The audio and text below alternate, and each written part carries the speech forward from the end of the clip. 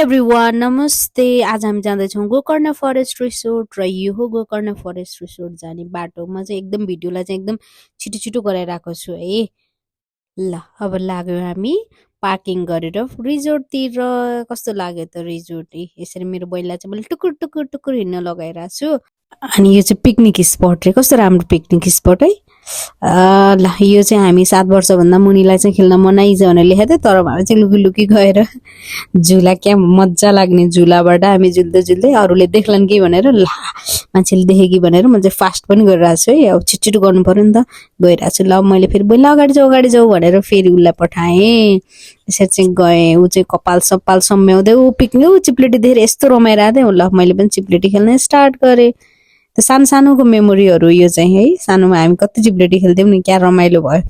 त्यसपछि हामी हिँड्यौँ, लाग्यौँ हाँस्दै खेल्दै रमाइलो गर्दै कति कुराहरू गर्दै फन्निएस्ट मोमेन्टमा यताउता गर्ने। जाउँ त अब आज चाहिँ कफी खान जाउँ न त यहीँभित्र भनेर भन्यौँ। त्यसपछि यसो हेऱ्यो पिकनिक स्पोटमा, फिर्र घुम्नु पर्यो। ल घुमौँ भन्दै गीत गाउँदै गाउँदै हामी दुईजना चाहिँ यसरी चाहिँ बहिनीले हात देखाउँदै उ गरिरहेको छ, रमाइलो गरिरहेको छ। हामी चाहिँ बहिनी चाहिँ नाच्न पनि थाल्यो है।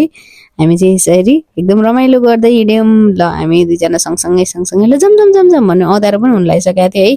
गीत गाउँदै गाउँदै रमाइलो गर्यौँ। यो चाहिँ रिजोर्टको मेन ठाउँ रहेछ है। यहाँ चाहिँ एडमिनिस्ट्रेसनहरू पनि भएको, त्यहाँ गएर चाहिँ इन्ट्री गर्ने रहेछ। अनि त्यहाँ भित्र गएर हामी कफी खाएको चाहिँ मैले खिचेको छैन है।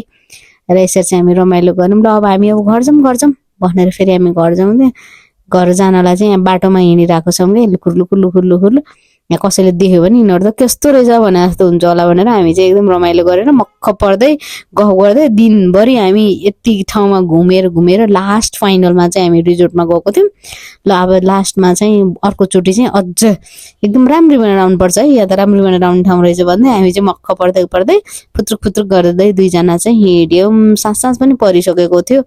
यति हाँस्यौँ हामी, यस्तो कुराहरू यति रमाइलो गऱ्यौँ कि त्यो हाँस्दा अब त्यो कुरा छोडिदिनु, वरिपरिको मान्छेहरूले यसो देख्ने मान्छे नि यिनीहरू किन यति धेरै हाँसिरहेछन् भने जस्तो भएको थियो। तर हामी आफ्नै तालमा थियौँ एनिवेज। ल यसरी बहिनीलाई मैले जिस्काउँदै थिएँ, बहिनी चाहिँ मुर्छा परेर हाँस्दै गइरहेको थियो। हामी हेरेको भन्दै गीत गाउँदै हामी यसरी रमाइलो गरेर थियो। बहिनी चाहिँ कुरा सुनेर यति हाँसिरहेको थियो। यसरी चाहिँ हामीले फन्नी मोमेन्टमा चाहिँ गोकर्ण फरेस्ट रिसोर्टमा एकदम रमाइलो गऱ्यौँ। नेक्स्ट टाइम चाहिँ हामी फेरि त्यहाँ गएर अरू ठाउँको पनि एकदम राम्रो छ अरे। त्यहाँ घुम्न जान पाएन, धेरै रात परिसकेको भएर फेरि पनि आउनुपर्छ है भन्दै गयौँ हामी। र यसरी चाहिँ हामी रिसोर्टबाट बाहिर आयौँ, फर्क्यौँ। यहाँ चाहिँ धेरै यस्तो इन्सिडेन्ट्सहरू थियो, यस्तो मोमेन्टहरू थियो जुन चाहिँ मैले सेयर गर्नै सकिनँ। त्यही भएर चाहिँ हामी आधी मात्र गरेँ मैले। Thank you.